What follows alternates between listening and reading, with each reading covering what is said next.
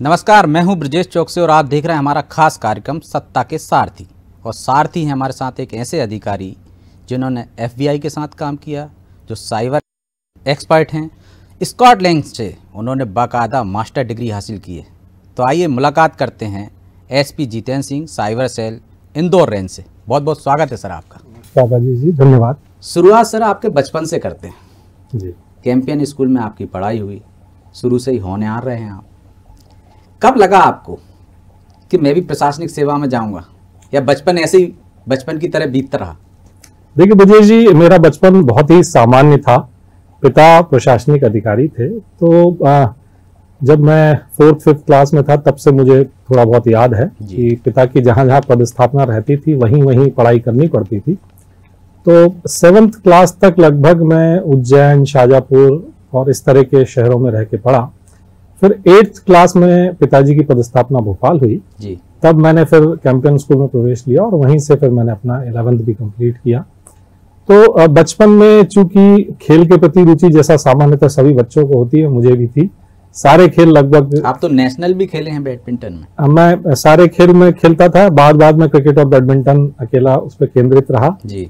और जैसा आपने कहा कि क्या प्रशासनिक सेवाओं में आने का बचपन से था, नहीं, ऐसा कुछ भी नहीं था। जैसा सामान्य बचपन था वो था। फिर 11वीं के बाद जब हम 11वीं में आते थे, और उस जनरेशन की अगर मैं बात करूं तो दो ही ऑप्शन होते थे, या तो डॉक्टर बन जाइए या इंजीनियर बन जाइए। तो जो गणित में नंबर आए उसके आधार पर मुझे इंजीनियरिंग की सलाह दी गई और मैंने फिर पहली बार जो यहाँ PET एक एग्ज़ाम होता था उस समय, उस एग्ज़ाम को क्वालिफाई करके मैं इंजीनियरिंग में क्वालिफाई किया और मैंने इंजीनियरिंग की। तब 5 ईयर इंजीनियरिंग कोर्स होता था। 5 साल की इंजीनियरिंग करने के दौरान चौथे साल में मेरा सिलेक्शन एयरफोर्स में हो गया था, जो उनका ग्राउंड ड्यूटी वाला टेक्निकल फोर्सेस होते हैं, उसमें मेरा चयन हुआ था। पर परिवार जनों ने उसमें जाने नहीं दिया। उसके पश्चात इंजीनियरिंग के पश्चात क्या वजह रही उसमें कि एयरफोर्स में जाने से? देखिए, मेरी स्वयं की इच्छा अगर आप बात करें तो जैसे सभी युवा की रहती है, मैं एक फाइटर पायलट बनने का इच्छुक था, लेकिन वो जो थी वो टेक्निकल ब्रांचेस वाली थी। तो मेरा जब इंटरव्यू हो रहा था, जो SSB होता है बनारस में, वो हुआ था, तब मैंने यही प्रश्न जो हमारे इंटरव्यूअर थे उनसे पूछा था कि क्या कोई तरीका है जिससे मैं टेक्निकल ब्रांचेस की बजाय फाइटर पायलट के लिए क्वालिफाई कर सकता हूँ। तो उन्होंने बताया कि ये इसके माध्यम से संभव नहीं है और ये उसके लिए चयन नहीं है। तो एक कारण वो भी रहा था। और उसके पश्चात जब मैंने पूरी इंजीनियरिंग कर ली तो फिर जो है तकनीकी सेवाओं में कुछ वर्ष तक मैं सेवारत रहा। मैंने जो राज्य इलेक्ट्रॉनिक विकास निगम है उसकी एक यूनिट थी ऑप्टेल टेलीकम्युनिकेशंस लिमिटेड, जो ऑप्टिकल फाइबर बनाती थी। तो ऑप्टिकल फाइबर मैन्युफैक्चरिंग यूनिट में मैं लगभग 5.5-6 साल सेवारत रहा। और उसी दौरान जो है ये प्रशासनिक सेवाओं का ख्याल आया। चूँकि पृष्ठभूमि थी तो फिर प्रशासनिक सेवाओं के लिए पहले UPSC का प्रयास किया, लेकिन चूंकि मैं सेवारत था तो समय ज़्यादा नहीं मिलता था, तो राज्य की जो प्रशासनिक सेवाएं उनका रुख किया और उसमें मुझे सफलता मिली। कहा जाता है कि ऐसा सुना भी है हमने कि आपके फादर बड़े सख्त थे, तो उनका कोई वो था विशेष के वो प्रशासनिक सेवा में थे तो आप वहाँ जाना चाहिए, आपको एयरफोर्स में जाने से उन्होंने रोका?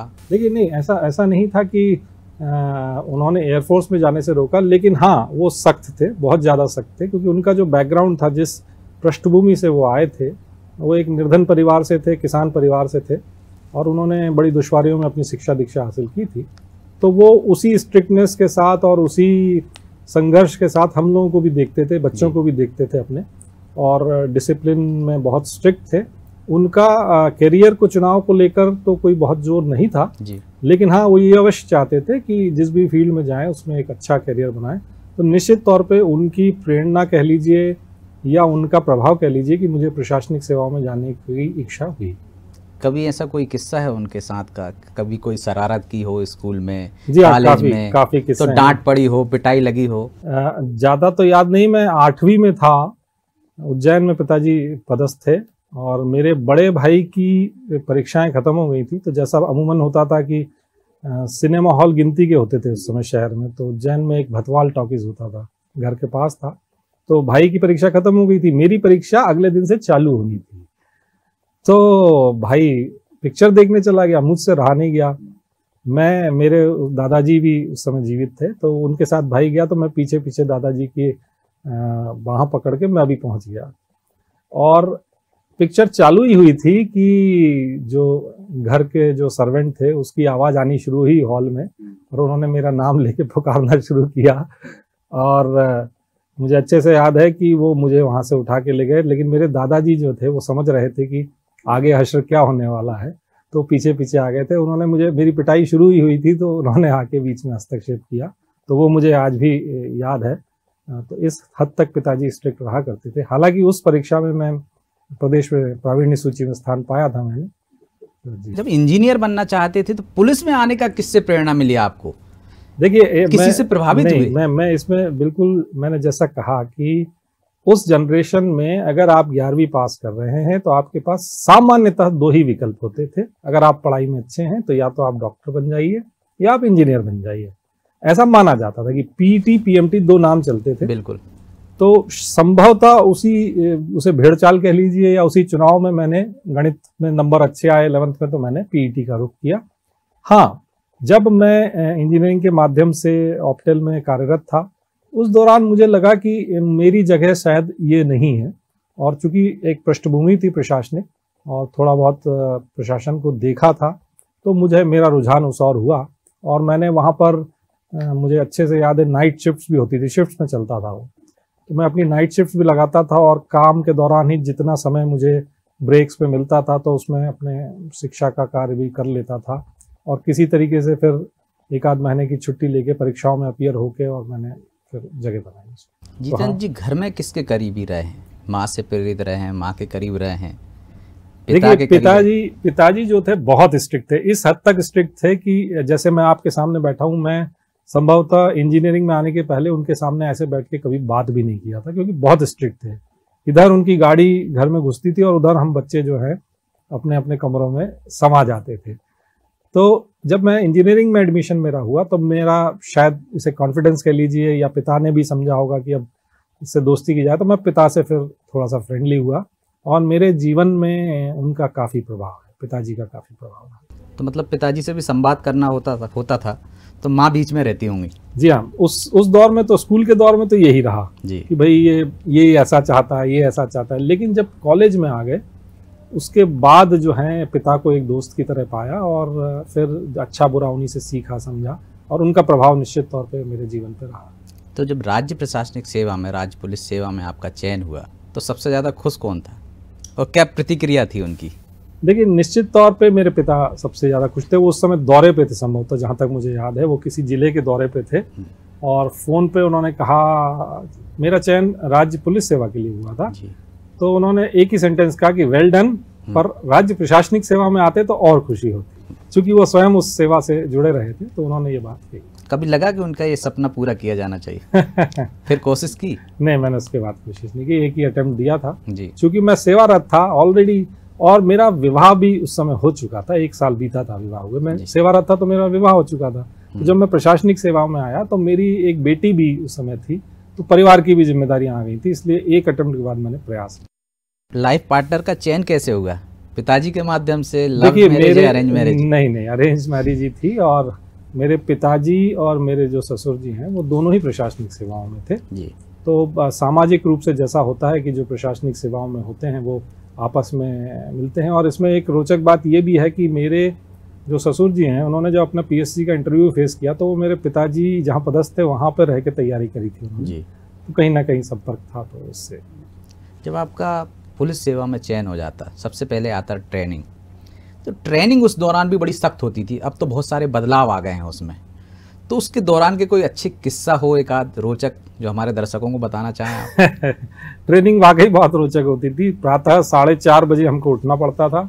सागर में जो है प्रशिक्षण अकेडमी होती थी डीएसपीज की, और बगल में ही तालाब लगा हुआ रहता था, और जिन बैरक्स में हमें रखा जाता था वो ट्रेडिशनली वो बैरक्स थी जिसमें घोड़े बांधे जाते थे। तो उन्हीं बैरक्स में जो है हम सभी जितने लोग थे वो रहते थे, और हमारा जो सुबह पीटी परेड का जो समय होता था उसमें हमारे उस्ताद होते थे। तो जो गलतियां जब हम करते थे तो वो उस्ताद जो है हमें पिट्ठू चाल चलाते थे। और एक बार मैंने चूंकि ट्रेनिंग लेट ज्वाइन की थी, चूंकि मैं दूसरी सेवाओं में था, तो मैं जब पहुंचा तो संभवतः मेरे उस्ताद ने मुझ पे थोड़ी सी नाराजगी कह लीजिए या कड़कपना दिखाने के लिए मुझे अलग से उस दिन सबके सामने कुछ ऐसी कसरतें कराई, कुछ ऐसी चीजें कराई जिनको मैं सफलतापूर्वक कर तो पाया, लेकिन उस समय जो था वो बड़ा कठिन दौर था। उन जो 2-4 दिन मेरे शुरुआत के थे, बाद में सभी साथियों से घुलना मिलना हो गया तो आसान रहा, लेकिन वो शुरुआती दौर जो था वो निश्चित तौर पे कठिन था। इसके बाद आता है सर पोस्टिंग। पहली पोस्टिंग सबको याद रहती है और पहला केस भी याद रहता है। बिल्कुल बिल्कुल। आपका कौन सा केस था? देखिए, जहाँ तक मैं बात करूँ तो मुझे पहला केस एक मर्डर केस था। मैं एसडीओपी के रूप में पदस्थ था गुना जिले में, और ये संभवतः आरोन थाने का मामला था, जिसमें कि एक महिला का मर्डर हुआ था और उसकी छोटी बच्ची को घायल करके छोड़ दिया गया था। जो महिला का पति था वो मसाले बेचने का काम करता था, तो वो दूसरे गांव गया हुआ था। उसी रात इस महिला का मर्डर हुआ था, रेप विद मर्डर था। और उसको सुलझाने में जो मेहनत की वो आज भी मेरे दिमाग से उस बात को मैं निकाल नहीं पाता, क्योंकि उसमें ये जो बच्ची थी, छोटी बच्ची थी जो घायल थी, उसने जो है अस्पताल में भर्ती रहते हुए भी पुलिस को उन संदिग्ध युवकों की शिनाख्त में जो मदद की उसको मैं भूल नहीं सकता। कितनी बड़ी बच्ची थी वो? मुझे आज उसकी उम्र तो ठीक से याद नहीं, पर वो जब सुबह जब घटनास्थल पे पुलिस पहुंची थी तो वो घायल अवस्था में वहां बच्ची माँ के बगल में लेटी थी। उसे पता नहीं था कि उसकी माँ जो है अब इस दुनिया में नहीं है। संभवतः 3-3.5 साल की बच्ची रही। 3-3.5 साल की बड़ी बात है। कैसे पहचाना उसने आरोपियों को? देखिए, वो चूंकि पूरी एक प्रक्रिया थी, लेकिन उसमें जब हम संदिग्धों तक पहुंचे तो हमारे पास 6 या 7 संदिग्ध थे, और बच्ची अस्पताल में भर्ती थी। बच्ची के साथ हमारी जो महिला कांस्टेबल थी उसको हमने रखा था सिविल ड्रेस में, ताकि वो नेचुरल एनवायरनमेंट में रहे। फिर हमने उसको टॉफ़ी देके कंसोल करके उसमें लाया था, जिससे वो हमारे को पॉजिटिव दे। तो उसको ये बताया गया था कि ये जो अब एक एक करके जो आएंगे इनमें से कोई था क्या। तो वो पहली बार जब उस 7 को गुजारा गया तो 4थे नंबर वाले पे वो देख के सहम गई और रोने लगी। फिर उस 4थे नंबर वाले का अगली बार हमने सीक्वेंस चेंज किया, तो फिर भी उस पे व्यक्ति को देख के, उसके बाद जब उस जो संदिग्ध था उससे कड़ाई से पूछताछ की गई तो वो विभत्स जो केस है वो खुला था। तो वो मेरा पहला केस था। मुझे उस केस के लिए बेस्ट सुपरवाइजरी ऑफिसर का अवार्ड भी तत्कालीन जो प्रभारी मंत्री जी थे उनके द्वारा दिया गया था, पर वो केस मैं नहीं भूल पाता। आपको अवार्ड तो बहुत सारे मिले हैं, सराहनीय सेवा पदक मिला है, आपको इनाम में रिवाल्वर मिली है। रिवाल्वर मिलने के पीछे की कहानी क्या है? ये मध्य प्रदेश शासन का KF रुस्तम जी अवार्ड है, जिसके तहत वो रिवाल्वर दी जाती है। तो हमने मेरी जो साइबर सेल की पदस्थापना है उसके दौरान और क्राइम ब्रांच इंदौर में काम करने के दौरान हमने बहुत सारे ऐसे केसेस सॉल्व किए थे, जिनमें कि कहीं ना कहीं तकनीक का भी इस्तेमाल हुआ, कहीं ना कहीं ऐसे जघन्य अपराध थे। जैसे एक ट्रिपल मर्डर केस था, जिसमें इंदौर की एक बच्ची, उसकी माँ और उसकी नानी, तीनों की लाश मिली थी। और उसके बाद वो पुलिस के पास केस आया था। उसको सफलतापूर्वक 72 घंटे में उस केस को सॉल्व किया था, जिसमें एक आरोपी के पाँव में गोली भी लगी हुई थी। जब वो मर्डर के दौरान वो गोली उसके पाँव में लगी थी, तो वो एक बहुत जघन्य केस था। तो इस तरह के कई केसेस सॉल्व किए, और संभवतः मध्य प्रदेश शासन ने उन्हीं केसेस में से एक को पिक करके ये। आपने तो साइबर मामले में मास्टर डिग्री हासिल की स्कॉटलैंड से। जी।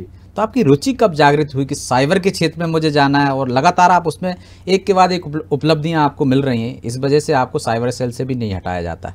ऐसे कम लोग हैं, मतलब एक्सपर्ट कम है। आपको लगता है कि अब वो एक्सपर्ट हो गए हैं पुलिस के पास, जो अपराधी हैं उनसे आगे की हम सोच सकते हैं, उनसे मुकाबला कर सकते हैं? नहीं तो कहा जाता था पुलिस के बारे में कि अपराधी आगे चलते हैं, पुलिस पीछे चलती है। बहुत अच्छा प्रश्न है आपका। देखिए, जो साइबर क्राइम है, जिसको साइबर क्राइम विशुद्ध रूप से कहा जाए, वर्ष 2000 में IT एक्ट हमारे देश में आया। जी। मोबाइल भी अगर आप याद करें तो शुरुआत में एक छोटा सा रॉ मोबाइल होता था, वर्ष 2000 के आसपास की बात है। धीरे धीरे ये टेक्नोलॉजी परिष्कृत, शुरुआत में तो पेजर की तरह इस्तेमाल भी होता था। तो ये टेक्नोलॉजी परिष्कृत होती गई। चूंकि मैं इंजीनियरिंग बैकग्राउंड से था, मुझे लगभग जब 10 साल हो गए इन सेवाओं में, तो वर्ष 2007 में मुझे विभाग ने CBI एकेडमी में साइबर क्राइम की ट्रेनिंग के लिए भेजा। जी। वो पहला समय था जब मुझे एहसास हुआ कि ये जो फील्ड है, ये फील्ड संभवतः मेरे करियर में मुझे सूट कर सकती है, या इसमें मैं अपनी विशेषज्ञता अगर बढ़ाऊं तो ये मैं इसमें कुछ कर सकता हूं। तो 2007 में मैंने 3 कोर्सेस CBI एकेडमी में किए, जिसमें कुछ प्राइमरी लेवल के थे, कुछ एडवांस लेवल के थे। फिर इसी से लगे लगे वर्ष 2008 में मैं स्कॉटलैंड से अपनी मास्टर्स डिग्री के लिए गया, जिसमें मध्य प्रदेश शासन ने मुझे अनुमति प्रदान की, और लौट के आके फिर मुझे ये सौभाग्य मिला कि मैं क्राइम ब्रांच इंदौर में काम करूं। क्राइम ब्रांच इंदौर में कई सोफिस्टिकेटेड केसेस, जिसमें साइबर क्राइम के केसेस भी होते थे, वो आते थे, और वहाँ मुझे जो मैं कुछ सीख के आया था या जो मेरा बैकग्राउंड था उसका उपयोग करने का मौका मिला। और वहाँ रहते रहते कई ऐसे इंटरनेशनल गैंग्स भी पकड़े। एक तो केस ऐसा था जिसमें कि श्रीलंका और दूसरे देशों के लोग भी उसमें जुड़े थे। तो निश्चित तौर पे क्राइम ब्रांच में रहने से वो एक्सपोजर मुझे मिला, और मैं जो मैंने शिक्षा ग्रहण की थी उसका उपयोग करने का भी मौका मिला। आपने तो FBI के साथ भी काम किया एक मामले में, तो कैसा अनुभव रहा? वो तो निश्चित तौर पे बिल्कुल यूनिक अनुभव था। मुद्दा कुछ ये था कि एक मुखबिर से सूचना आई कि इंदौर शहर में कुछ लोग हैं जो रात को 10 बजे एक ऑफिस में इकट्ठे होते हैं, गाड़ियां इकट्ठी होती हैं, और सुबह 5:30-6 बजे सब लोग चले जाते हैं। उसमें ज़्यादातर बाहरी लड़के लड़कियां हैं, वेशभूषा से, शक्ल सूरत से देखने से उत्तर पूर्व के वो लगते थे। इतनी सी सूचना थी। हमने उस सूचना को वेरीफाई भी किया कि ये लोग क्या कर रहे थे। उन्होंने बताया कि साहब ये विदेशों में कॉल करते हैं और उनकी एक स्क्रिप्ट होती है, लिखी हुई एक स्क्रिप्ट होती है कि मैं FBI अफसर बोल रहा हूँ, आपने आपका जो वहाँ पे जैसे अपना आधार कार्ड है वहाँ सोशल सिक्योरिटी नंबर चलता है, तो आपका सोशल सिक्योरिटी नंबर जो है वो ड्रग्स में के केस में पाया गया है और फलाने केस में पाया गया, ऐसे डरा धमका के फिर उनसे गिफ्ट कूपन्स जो है वो लिया जाता था, और वहाँ पर जो अकाउंट ट्रांसफर्स होते हैं उनको वायर ट्रांसफर बोलते, तो वायर ट्रांसफर्स कराए जाते थे। ये सूचना थी। जिस दिन वो रेड होने जा रही थी, मुझे अच्छे से याद है, मैं ऑफिस में अपने कमरे में मेरी जो मुश्किल से 8 सदस्यीय टीम थी उसको ब्रीफ कर रहा था कि 2 जगह हैं, 4 लोग इधर जाना, 4 लोग उधर जाना। और यकीन मानिए जब रेड किया और उधर से मेरे पास फोन आया कि सर अब आप आ जाइए, तो जहां रेड किया था एक कमरे में 45 लोग थे, एक में 40 लोग थे, यानी हमारी 4-4 सदस्यीय टीम को इतनी बड़ी संख्या में वहाँ लोग मिले थे। 80 लोगों को उसमें हमने अरेस्ट किया, और हमको कोर्ट में प्रोड्यूस करने के लिए जब उनको ले जाना पड़ा तो तत्कालीन जो SSP महोदया थी रुचिवर्धन मिश्रा मैडम, उन्होंने हमको एक बस उपलब्ध कराई पुलिस लाइन से, जिसमें हम आरोपियों को लेकर, चूंकि 80 आरोपी थे, फिर उसमें जब हम आगे बढ़े तो ये पाया कि इसमें जितने पीड़ित लोग हैं सब अमेरिका में हैं। अच्छा। तो फिर हमको कहीं ना कहीं FBI की मदद की जरूरत पड़ी। तो FBI से जब मदद मांगी तो उन्होंने तत्काल जो है FBI की टीम हमारे संपर्क में आई, वो व्यक्तिशः भोपाल आए, और फिर उन्होंने हमारे से एविडेंसेस लिए कि कौन कौन पीड़ित हैं। उन पीड़ितों से अमेरिका में संपर्क किया, और उसको विक्टिम स्टेटमेंट बोला जाता है, वो विक्टिम स्टेटमेंट हमको उपलब्ध कराए। उन केसेस में फिर एक जो भोपाल में भी कॉल सेंटर पकड़ा गया, उसमें विदेश से वीडियो कॉन्फ्रेंसिंग से उनकी पेशियां हुई उन पीड़ितों की, और भोपाल वाले केस में तो सजा भी हुई है। तो वो एक बड़ा यूनिक केस था जिसमें FBI जो है कैसे काम, FBI से भी आगे चले गए थे मतलब। हाँ जी, उनको वो सॉल्व करना चाहिए था, हमने सॉल्व करके दिया। जी जी, और FBI ने उसको अप्रिशिएट किया, और उसके लिए फिर बाकायदा कमेंडेशन सर्टिफिकेट्स भी हमको DGP साहब के माध्यम से दिए गए। सर, साइबर में लगातार दिन प्रतिदिन नई चुनौतियों का सामना करना पड़ता है। एक मामले में आप एक्सपर्ट होते हैं, ठग दूसरा तरीका अपना लेते हैं। बिल्कुल ठीक। तो इन तरीकों से कैसे निजात पाते हैं, और उनसे आगे की सोचने के लिए क्या प्लान करते हैं, और अभी नया तरीका कौन सा चल रहा है जिससे लोगों को सावधान किया जा सके? देखिए, ये बिल्कुल ठीक कहा आपने कि नित्य प्रतिदिन नया तरीका साइबर क्रिमिनल्स अडॉप्ट कर रहे हैं। हम जो हमारी वॉक इन होती है, वॉक इन मतलब जो पीड़ित हमारे ऑफिस में आके शिकायत दर्ज कराता है, एक तो ऑनलाइन दर्ज कराता है, एक वॉक इन कराता है। तो जो पीड़ित शिकायत दर्ज कराता है, तो वो शिकायत के ट्रेंड से हमको समझ में आता है कि अब नया फ्रॉड जो आया है वो ये आया है। जैसे अगर आज की बात करूं तो अब जो नया फ्रॉड चल रहा है वो यही है कि आपका बिजली का बिल जो है वो भरा नहीं गया है, और रात को 9:30 बजे बिजली आपकी कट जाएगी, आप इस नंबर पे संपर्क करिए। उस नंबर को ट्रू कॉलर पे देखता है आदमी, चूंकि ट्रू कॉलर आजकल बहुत लोग यूज करते हैं, तो उस पर इलेक्ट्रिसिटी ऑफिसर लिखा हुआ आता है। हम जब उसको प्राथमिक पड़ताल करते तो पाते हैं कि ये जो झारखंड और बिहार की जो जगह हैं जहां से इस तरह के फ्रॉड चलते हैं, वहां से वो चल रहा है। तो ये बिल्कुल सही है कि टेक्नोलॉजी जो है जैसे जैसे अपग्रेड हो रही है, वैसे वैसे जो साइबर क्रिमिनल्स हैं वो भी नए नए हथकंडे, जैसे एक फ्रॉड आया जिसमें एक डॉक्टर साहब हैं इंदौर के, उनकी ई-सिम जो है वो जामताड़ा में इश्यू हो गई। अब ई-सिम का कंसेप्ट बहुत कम लोगों को पता था। जिस समय ये हुआ घटना, उस समय ई-सिम का कंसेप्ट नहीं पता था। उन डॉक्टर साहब से उन्होंने, जो ठग थे, उन्होंने एक मैसेज फॉरवर्ड कराया सर्विस प्रोवाइडर को। उस समय एक एयरटेल का संभव था वो केस था कि मेरे नंबर की ई सिम इशू कर दी जाए, और उन्हीं से वो फॉरवर्ड करा के और ठग ने वो ई सिम प्राप्त करके और फिर उनका इंटरनेट बैंकिंग का दुरुपयोग करके मनी ट्रांसफर किया। तो अभी जो ट्रेंड चल रहा है, आज की तारीख में जो ट्रेंड चल रहा है, उसमें 2-3 बातें हैं। एक तो ये जो बिजली का बिल वाला है, एक सेक्सटॉर्शन चलता है जिसमें कि पहले आपसे फेसबुक मैसेंजर पे दोस्ती की जाती है, फिर आपका व्हाट्सएप नंबर लेके वीडियो कॉल करके आपसे इंटीमेट होने की कोशिश की जाती है, न्यूड उसको वायरल करने की धमकी देके पैसे लिए जाते हैं। इसमें इशू यह है कि रिपोर्ट नहीं करना चाहते पीड़ित, क्योंकि सामाजिक उसका भी भय रहता है उनको, तो वो, लेकिन उनको ये समझना रहता है कि इसमें क्या करें हम, तो हम काउंसलिंग भी उनकी करते हैं क्योंकि काफी घबराए हुए रहते हैं। तीसरा फिर जो चलता है केवाईसी अपडेट के नाम से रहता है। चौथा है कि आप जैसे आपका हॉस्पिटल है तो मेरे पास 15 मरीज हैं, मैं उनके चेकअप कराना चाहता हूं और मैं आपको पैसे देना चाहता हूं, तो उसके लिए आप अपना यूपीआई पिन मुझे बता दीजिए। तो लोगों को ये नहीं पता कि भाई पैसे लेने के लिए कुछ नहीं बताना पड़ता, लेकिन वो इस तरह का फ्रॉड भी चलता है।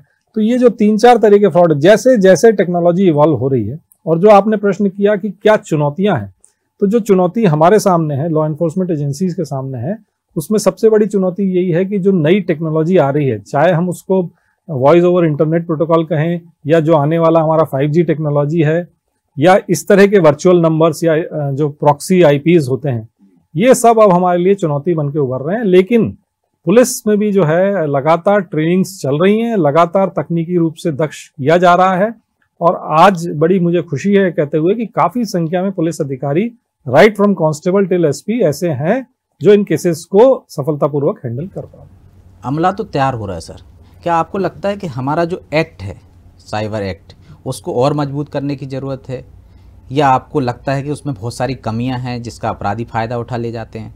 देखिए, ये जो साइबर एक्ट आपने बोला, उसको जो हमारे कानून की भाषा में information technology act, IT act 2000 में बना, 2008 में इसमें अमेंडमेंट्स हुए। कमियों की जहां तक बात करें तो लॉ एनफोर्समेंट एजेंसी से पूरे देश भर की समय समय पर यह राय ली जाती है कि इसमें क्या कमियां हैं। मध्य प्रदेश की अगर बात करें तो मध्य प्रदेश पुलिस द्वारा भी इसमें जो है कमियों को लेकर या इसमें क्या सुधार हो सकते हैं, अपने राय दी है। प्रमुख राय उसमें ये हैं, जैसे कि अभी जो धारा 78 है IT एक्ट की, वो ये कहती है कि निरीक्षक से अनिम्न स्तर का व्यक्ति इसमें, अधिकारी इसमें विवेचना नहीं कर सकता। तो चूंकि निरीक्षक स्तर के अधिकारी कम उपलब्ध हैं, संख्या में केस ज्यादा हैं, तो हमने ये राय दी है, या मध्य प्रदेश पुलिस ने ये उसमें सुझाव दिए हैं कि सब इंस्पेक्टर तक इसको लाया जाए इस स्तर को, जिससे कि आपको विवेचक ज्यादा मिल सके। एक बात। दूसरी बात, कुछ ऐसे एक्ट्स में जो हमारे सेक्शंस हैं जो बेलेबल हैं, जिनको कि नॉन बेलेबल बनाए जाने की जरूरत है। कुछ चीजें ऐसी हैं जो उसमें छूटी हुई हैं, जैसे कि ऑनलाइन गैम्बलिंग एक इशू है, ऑनलाइन गेमिंग एक इशू है, इनको लेकर मॉर्फिंग एक इशू है, इनको लेकर उसमें स्पष्ट प्रावधान नहीं है, जिनके बारे में भी मध्य प्रदेश पुलिस ने अनुशंसाएं समय समय पर की हैं। अच्छा सर, बच्चे ज़्यादा प्रभावित हो रहे हैं आजकल, इस तरह के क्राइम में इन्वॉल्व हो रहे हैं, तो उसके लिए कोई ऐसा संदेश मदर फादर के लिए, उनके अभिभावकों के लिए, कि वो कैसे अपने बच्चों को इस अपराध में जाने से बचा सकें?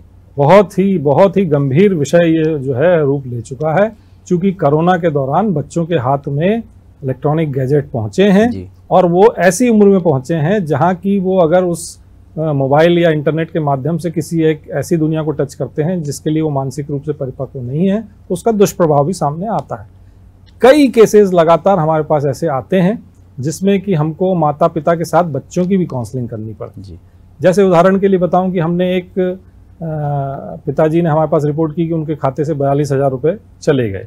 हमने जब उसकी जांच की तो पाया कि उनके बेटे ने ही वो 42,000 निकाले थे। हमने बेटे को काउंसलिंग के लिए बुलाया तो बेटे ने बताया कि मुझे महंगा मोबाइल खरीदना था, पिताजी अलाउ कर नहीं रहे थे, तो मैंने उनके कार्ड से पैसे ट्रांसफ़र कर लिए।